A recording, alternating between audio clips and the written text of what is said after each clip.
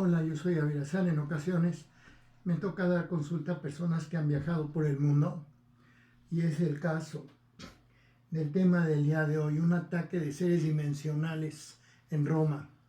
Mi consultante trae, como parte de la sustancia de su naturaleza espiritual, cierta capacidad para las semidimensiones, lo que tempranamente en su camino de vida mereció atención por parte de los guías.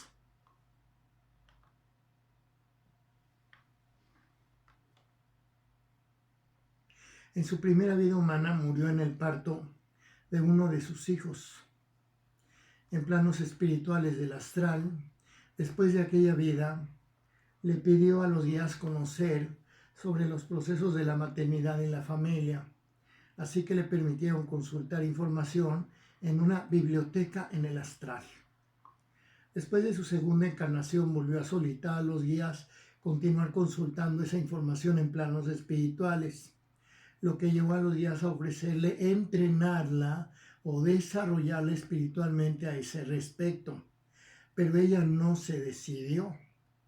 Sin embargo, regresando de la siguiente vida, de la tercera vida, les contestó que sí quería ser desarrollada por cuanto a todos los procesos de la maternidad humana. Después de la vida siguiente, es decir, después de la cuarta, continuando los guías con su intención de ellos y de ella de profundizar espiritualmente lo relacionado con la maternidad, la pusieron en el astral en manos de unas señoras gordas, cincuentonas, que parecen rusas de largas faldas, las cuales le contaron barbaridad y media de historias humanas, acerca de la jovencita que a los 14 años ya era madre, de la que no podía tener hijos, del hombre que había tenido 30 mujeres y un día amaneció con varios cuchillos clavados en el pecho, uno de los cuales tenía ensartada una argolla y un mensajito escrito que decía: ¿te acuerdas cuando me dijiste que me querías? De ahí la condujeron los guías a otro lugar en el astral, en cuya atmósfera se escuchan cuerdas de violín. Son melodía que no tiene, son cuerdas que no tienen melodía y tampoco tienen ritmo. Es decir, que no es música, pero que nos lleva a suponer que tales sonidos entregarán alguna información. Por lo que he visto en las lecturas, hay muchos lugares en el astral donde la atmósfera es la clave por toda la cantidad de contenidos e informaciones que trae.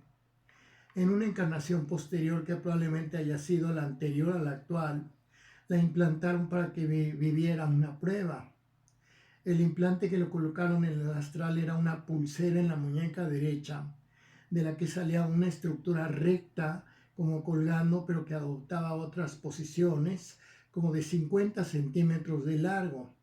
Y la encarnaron en el Caribe, en donde había prácticas de la comunidad hacia el conocimiento energético espiritual, es decir, chamánicas.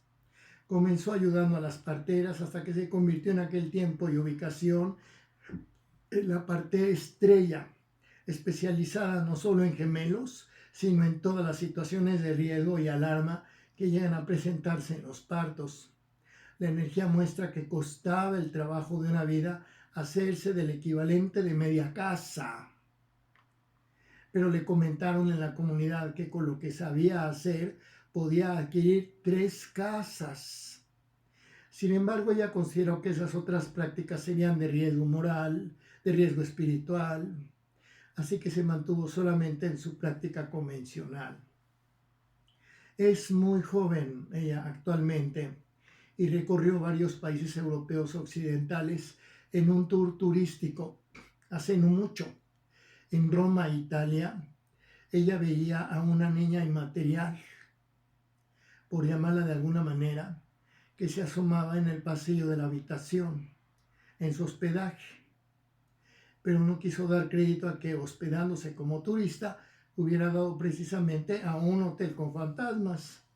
Sin embargo, al dormir se soñó con unos niños muy escandalosos que le solicitaban muy insistentemente que se quedara con ellos, que no se fuera porque eran atacados por un hombre que los violentaba. En eso estaba cuando el hombre del sueño apareció, Se armó un pandemonium con terribles gritos y chillidos de los niños. Ella luchaba por despertarse y cuando lo logró solo fue para verse a sí misma dormida en la cama. Ella se había salido de su cuerpo. Se trataba de meter en su cuerpo, pero no lo conseguía, hasta que en uno de esos intentos se vio levantándose de la cama y caminando adelante de ella misma en la escena, en una especie como de disociación desesperante.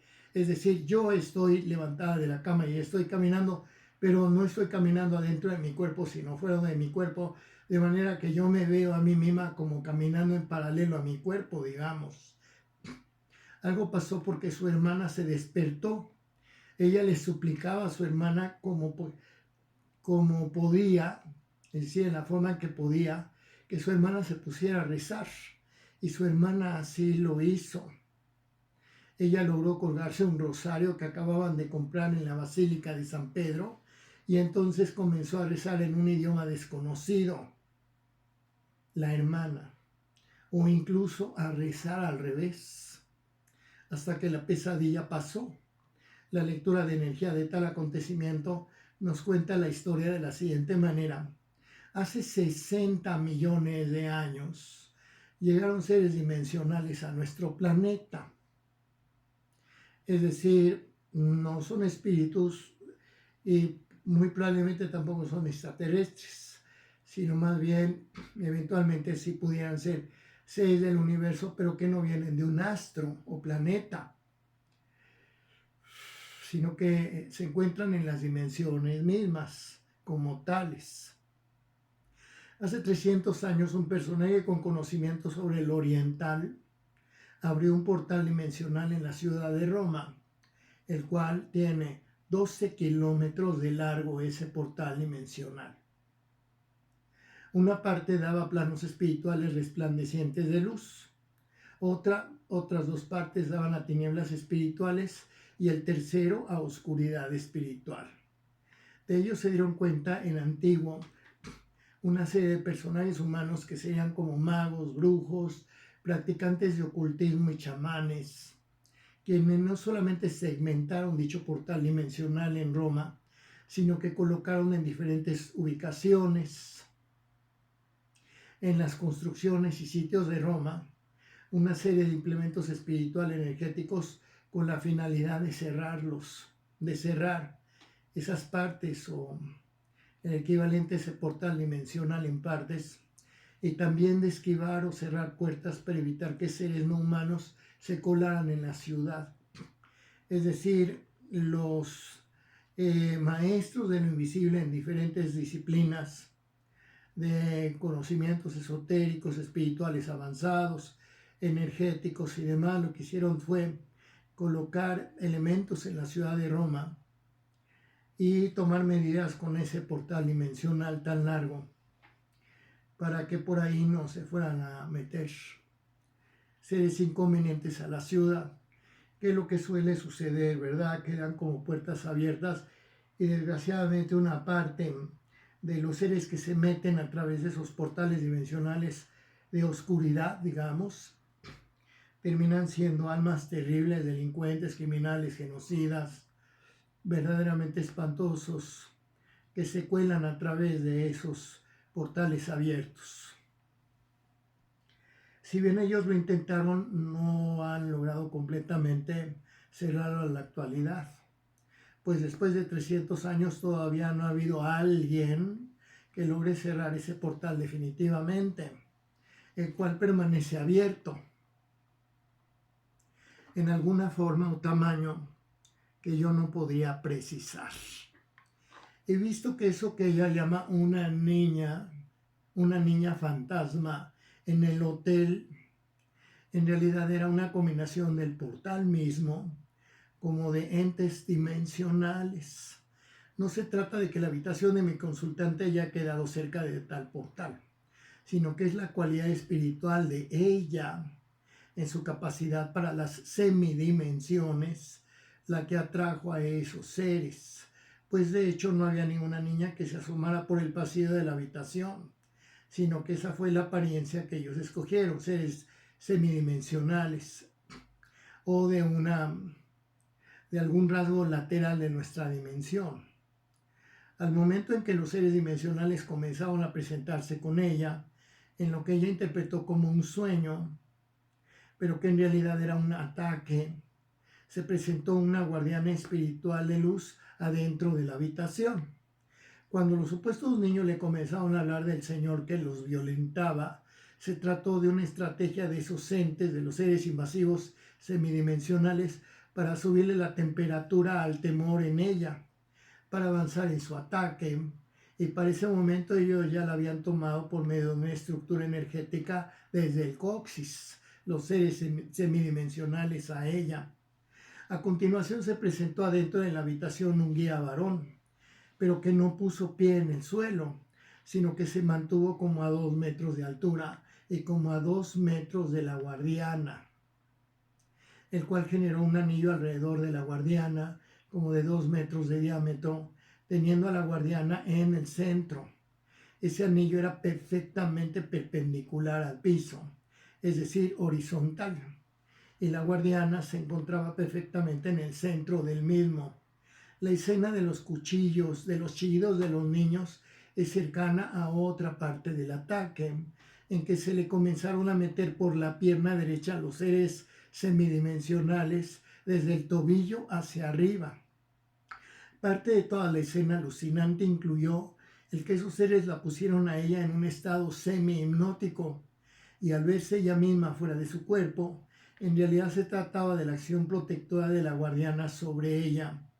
Así es que parece que ella realmente, por un lado, no se salió de su cuerpo y por otro lado tampoco estaba despierta cuando ello sucedió, sino que era parte de una especie como de pesadilla de seres invisibles y de guardianes y de seres invasivos todo al mismo tiempo. Cuando mi consultante empezó a rezar en un idioma desconocido, o como ella dice, al revés, pero en el sueño, fue la guardiana la que se expresó por medio de la boca de mi consultante, como una manera de seguirla protegiendo, puesto que fue gracias a la acción de la guardiana que todo el tiempo se mantuvo adentro de la habitación, que mi consultante no fue vampirizada por esos entes. El aspecto de esos seres es como canicas, es decir, esferas, digamos, de 1 pulgada de diámetro suspendidas en el aire. A guisa de cualquier historia que ellos la hubieran hecho alucinar, es probable que la hubieran reducido a un estado terrible, pero solo para aprovecharse de ella, actuando como verdaderos depredadores, ya fuera que buscaran en mi consultante aprovecharse de su energía, de sus capacidades o de ambos. Cuando al día siguiente dejaron la habitación para continuar su viaje por otras ciudades europeas, ella y su hermana, llegó un grupo de seres invisibles, compuesto al menos por 4 personas, entre los que se encontraba un guía varón, acompañados por un especialista invisible, quienes colocaron en la parte de ese portal que le había afectado una especie de cerradura grande, como de 30 centímetros de alto y ancho, completamente repleta de nombres sagrados y advocaciones hacia todo tipo de fuerzas de luz. En la lectura de mi ámbar, ella me explicó en comunicación de alma a alma que no es tan difícil entender las semidimensiones, que lo que yo llamo sitios en el astral en realidad son semidimensiones, a las que los días espirituales de luz han modificado para darles alguna funcionalidad. En que también existen las semidimensiones en nuestro mundo humano. La lección para todos los profesores de psicología es cómo se explican que una persona dé explicaciones sobre términos de los que nunca ha oído hablar y que inclusive les son difíciles de comprender.